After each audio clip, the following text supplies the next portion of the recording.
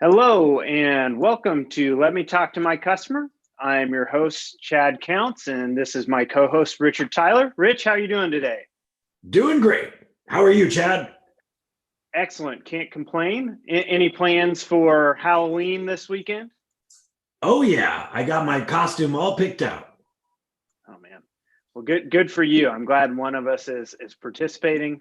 I'm just excited that my kids get to partake in some fashion. I don't know if we're going to be going around the neighborhood a whole lot, but they're excited about their costumes nonetheless, and able to have some small parties with friends and whatnot. So we're doing a little better than some thought we might be this time of year. Is that kind of same in your household? Yeah, I think the kids in the neighborhood are just going to go around and pick up treats from people's front porches and things like that. Interesting. And a dab of sanitizer at every stop, right? So they're going to Exactly. have just extremely dry skin by the time they get home. Wonderful. All right. Well, we've got a great show for you today. A couple of quick announcements for our loyal listeners as we get running here. November 7th, we have our Midwest Runner training that we're going to be doing for salespeople. So if you're a part of that trading group, you are welcome to have any and all of your salespeople participate in that. Please email Josh at Midwest Runner or myself, crcounts at countsbusinessconsulting.com, and we can get you registered and enrolled. Make sure your company and your team have the link for that.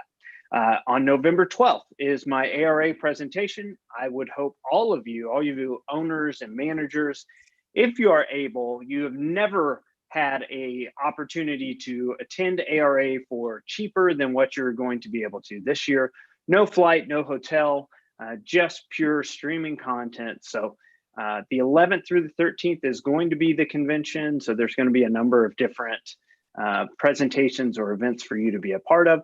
Mine will be on the 12th, and I hope you will earmark that to be a part of our presentation then on the 12th. So excellent. We are wrapping October. There are 2 months left in the year.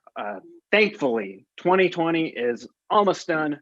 We can put this year to bed, and hopefully it will, I'm sure, take up a lot of pages in the history books as we go here. But in terms of our industry, we are starting to see, I think, a few signs of changing winds, so to speak, right? It's always a little bit of shifting gears heading into November and December anyways. Those typically are not our most dominant sales months.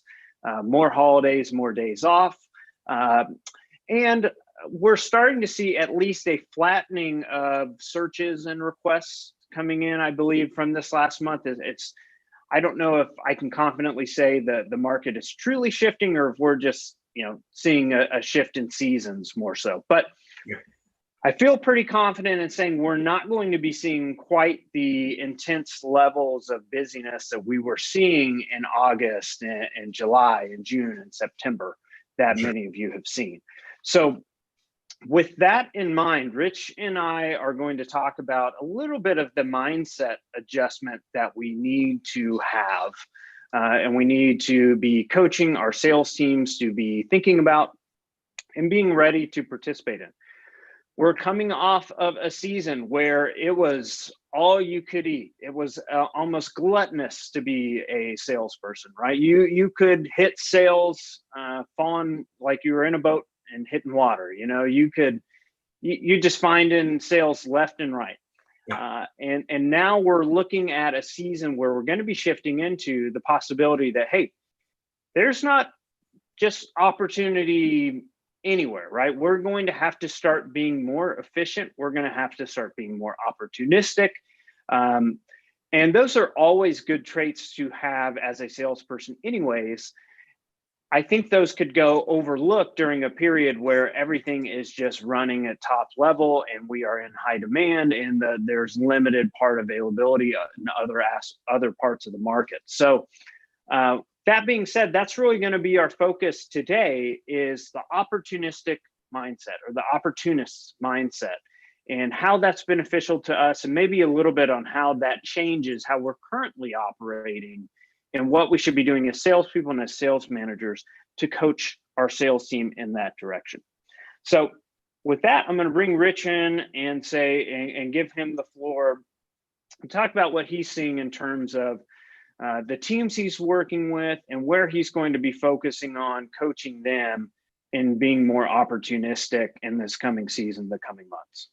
Yeah. So I guess just to clarify a little bit for our listeners in regards to, I know you and I, we talk about this all the time, but what are we talking about when we talk about the opportunistic mindset? You know, what we're really kind of talking about on the ground level is somebody who's simply trying to capture as many chances to make a sale as possible.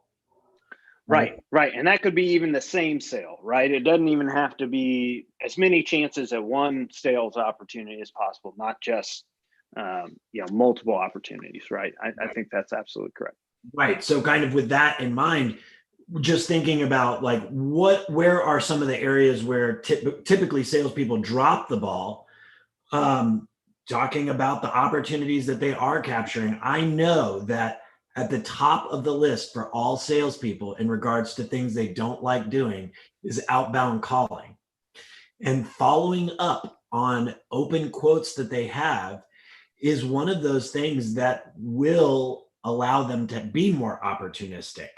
You should, as things get leaner here into the fourth quarter, you should be looking daily at what it was that you generated yesterday and the day before to be able to touch base with some of those people. Now, it's up to each individual salesperson to decide which of those you feel like are worthy of your time. But obviously, I always reference people back to the dollar amount. Just look and see. I mean, if the dollar amount deserves a follow-up, then that is absolutely one that should be touched base with. Yeah, quote callbacks is probably the first thing to go to the wayside as things pick up and get busy. There's just this sense that, well, I'm going to have enough customers calling me back and ordering parts that I don't necessarily have to hustle and pursue that. So that could be an area that if it wasn't a strength or something that was already a habit for you as a salesperson or as a sales team, this is something that needs to be maybe incentivized. Maybe it needs to be some contest. Maybe there needs to be some direction pushing in that. And the reason it's opportunistic is multiple in the fact that it's potentially giving me a chance to make another offer or to reclose this initial opportunity. And it's putting me in contact with a customer that I want to be in business with. If they have a quote that's worthy of a callback and that's worth my time to pursue, the chances that they're going to have other opportunities that are going to be similar to that is also high. And so I can ask them about new work that they have coming in. I can ask them how busy their shop is, if there's any other service writers or anybody else who orders parts. Would they mind putting in a good word for me or letting them know, refer me? Am I providing good service, good follow-up? So there's a number of ways from a customer level or a singular order that you can increase your opportunity with mentality, right? With that mindset of being a hunter instead of just a fisher. Yeah, so I want to reinforce what you mentioned there because I know a lot of salespeople that are good and do follow up. But you mentioned a point that's important there. I always remind them that, look, if you're going to reach out to your wholesale customer, you better ask them, is there anything else that you're working on? Is there anything else that you're looking for? Yeah, absolutely. Right. I mean, it's turns it into, and I think that second level turns it into a no lose situation, which I think a lot of times salespeople that are reticent to call out are worried they're going to be bothersome, they're going to frustrate their customer, and they're not quite sure what to say. And okay, if they're not going to order, then I feel like, okay, what do I do? It feels like a dead call. And I think if you go into that conversation prepared for the multiple levels of interaction that you can have with your customer, that gives you more wins. It gives you more ways to make that a positive call, a positive experience. And even if you didn't sell or reclose the initial opportunity, you're giving that customer another positive occurrence of interacting with you that hopefully moves you up their list in terms of their priority of who they do business with. Yeah, it's funny that a What? small question Yeah, like that go ahead. could be important in relationship building. I mean, it's funny, like we don't necessarily think about it like that when we're doing it or we're being coached to, but you're absolutely right. I mean, that's important in relationship building with that client for sure. Yeah, it's some of the few times that you're potentially going to catch them to where they're not just going rapid fire. Because typically, when they're calling around sourcing parts, I would assume they're in a rhythm and trying to get through, what they need to cover, and so they might be a little more resistant to having a honest conversation and giving you good feedback. Whereas on a quote callback, you have the chance to catch them at a time where you can gain or glean more information on what's important to them, what they prioritize. Um, Another area that I want to see salespeople become more opportunistic in the coming months is direct sales or pressure on retail. I think there's been the benefit recently to be able to make your living almost exclusively off wholesale or off big ticket items. In the last 4 or 5 months, if you wanted to basically just kick the can, not offer or not work very hard on, maybe it be smaller or extra sales or just miscellaneous items or customer types that you didn't want to deal with, you probably could get away with that. I think there was enough opportunity in terms of filling up collision estimates or mechanical sales. You didn't really have to push the envelope on opportunities that you felt were less than. I'm not saying that a lot of salespeople do that, but I do think there is at least a creeping in on our mentality of this is less of a priority. Do I Well, really want to do this right uh, now? we talked about that a little bit in our last podcast, right? That there's that there does exist that mentality around retail customers. The retail customer not quite as important as my wholesale customer. Yeah, and definitely, and it at least comes into play where your first order option, you don't go beyond it. I think the baseline for our sales teams is if they see an in-stock part, they're going to offer it, right? But in these situations where these are somewhat less than scenarios, right? The part type or the customer or something about this order is not ideal or not the preferred for the salesperson. There is a sense that if that 1A option, that best option isn't available, I'm just not going to offer it and I'm going to move on. Well, this can be, while you can survive and manage with that, prioritizing how you're managing your calls during, like I was saying, a peak or gluttonous season, you're not going to be able to do that during a season that gets leaner, right? So we have to make sure that those opportunities don't go overlooked. I think more than any other opportunity, retail calling in on mid to low size sales is probably one of our highest percent chances to get something sold directly on the first call. That if they find it, if they know the price, and if we have it or if we have options to solve that problem, we can sell it right now on the phone. There's not another customer to interact with. There's less likely to be somebody else they have to have a conversation with. And so I think this is a pivotal area that if we're willing, you don't really have to take that much more time. It's not going to take much longer than 90 seconds. I think you can do almost all the work you need to do within 90 seconds, but make it your priority to gain some of those. Hey, let's hang a quick work order on the board. Let's get a quick order in the system. Instead of seeing it as something to stub your toe on or an obstacle to get past, make sure you are keeping these as clear opportunities, ways to pad your stats, ways to build up your pipeline of work orders in the system. And I would expect that this is going to be something you're going to need to do to keep your invoice per hour where you want, to keep your work order per hour coming up. You're going to need to be able to harvest and sell more on the instances that you're currently not selling as much on. Yeah, and for those salespeople that are dealing with mostly wholesale customers and the occasional retail customer, one of the things that makes it so hard for them to move the retail sales forward because they're so used to hearing, let me talk to my customer. I got to sell the job first, right? Right. You need to remember that when you're on the phone with the retail customer, that's the person making the decision. Just ask them for the money. Just ask them for the, would you like to pay for this with a credit card over the phone? Is one of those things that I just constantly remind salespeople of. We've Yeah. got to be sniping these small to medium sized retail sales. Because it's not consumer behavior anymore. They don't want to make 5 calls. Most retail customers, when they go and are inquiring about something, they are at least open, if not very interested in getting something done, right?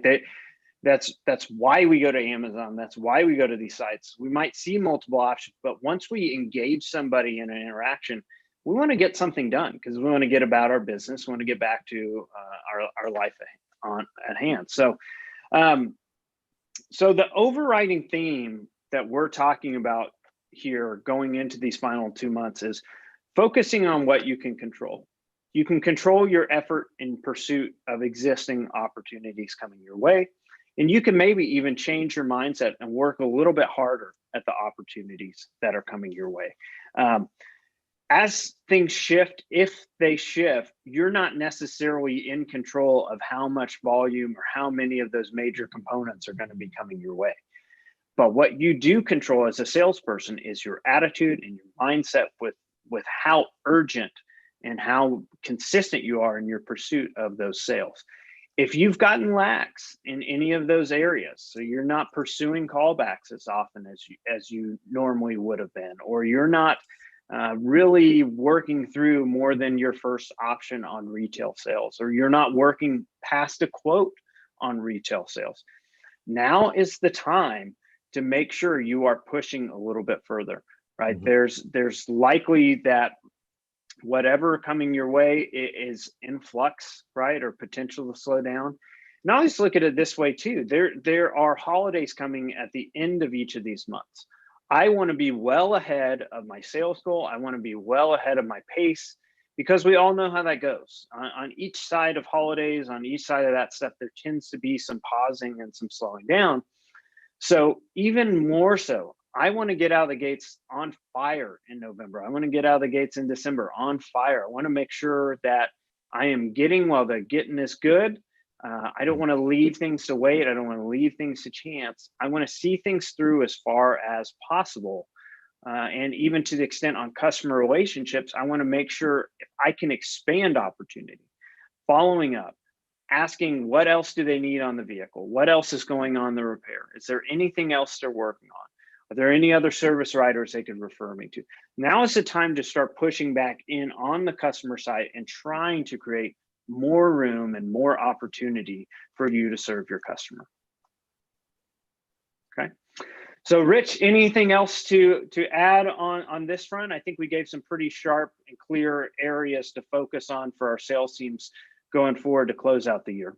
Yeah, no, it's about making sure that we are in the mindset of capturing all of the chances to make a sale that we have and following up with the chances that we do have. Yeah, I would plan as a salesperson, I would think I need to see my invoices per call, my work order per call, all these efficiency metrics need to see them going up. My close rate, sales per search, I need to be seeing them the next 2 months. I need to be really keying in on the fact that I need to harvest more off of less, or at least be intent on that, and seeing what I can do as a result of that. So, well, again, thank you for joining us this week. If you are part of the Midwest Runner, please join us on November 7th. Remember to contact Josh at Midwest Runner or myself, CR Counts at countsbusinessconsulting.com to participate in that. You do need to be pre-registered to be able to sit in on that training. So please contact us to make sure you have that opportunity. And then ARA, sign up. Please sign up for the convention. Join us. My presentation will be on November 12th, and I hope you will see that. If you're following on our Facebook page or on our website, countsbusinessconsulting.com, we will have more information posted on specific times and upcoming events. And of course, you can find our podcasts, whether it be on YouTube, Spotify, the iTunes store. We'll have those posted on our LinkedIn channel as well as Facebook. Plenty of ways for you guys to connect with us. Had the pleasure of speaking with a few of our customers this week. It was great to hear how well everyone is doing. So We wish you guys all the best. We hope you have a happy Halloween, and you guys stay safe